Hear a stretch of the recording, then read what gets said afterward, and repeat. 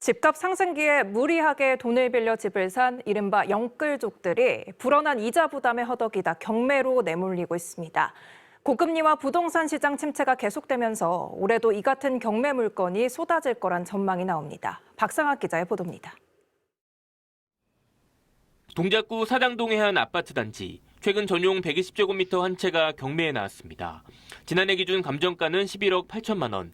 집주인이 대부업체 등에 갚지 못한 빚은 9억 원이 넘습니다. 지난해 말 올해 초 두 차례 경매가 진행됐는데 응찰자가 없어 최저 입찰가는 7억 중반까지 떨어졌습니다.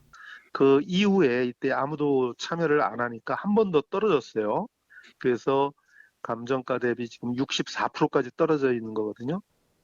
지난해 대출을 갚지 못해 금융권이 강제로 경매에 넘기는 임의경매 신청 건수는 10만 5,600여 건으로 재작년보다 60% 넘게 늘었습니다.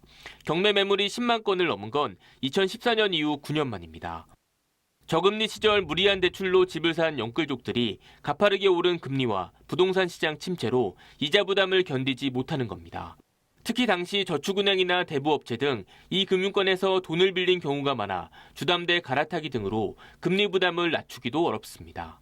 그때 당시에는 아무래도 이제 대출 규제도 있었고 그 대신 이제 아파트 값은 높아졌기 때문에 일금융권에서보다 어떤 대부업체나 이런 데에서 추가적으로 이제 담보대출을 많이 받았었거든요. 근데 그런 것들이 금리도 훨씬 더 높았기 때문에 지금 아파트 가격이 꺾이면서 이제 그런 부담으로 인해서 경매로 굉장히 많이 나오고 있고. 집을 팔고 싶어도 시장이 얼어붙은 상황에서 경매 물건은 더 쏟아질 거란 전망입니다. 경매 신청 후 매각 공고까지 통상 6개월 정도 걸리는데 지금 나와 있는 건 재작년 하반기 물건이 많습니다. 지난해 연체되거나 압류된 물건들은 올해 상반기 본격적으로 나옵니다. 올해 상반기 3월이나 4월달 정도부터 이제 아파트나 특히나 이제 다세대 빌라에 대한 그 경매 물량이 계속 쏟아져서 나올 걸로 예측이 됩니다. 특히 지난해 문제가 됐던 전세 사기 주택도 상당수가 임의 경매에 넘어가면서 매물 증가세는 더욱 가팔라질 수 있습니다. HCN 뉴스 박상학입니다.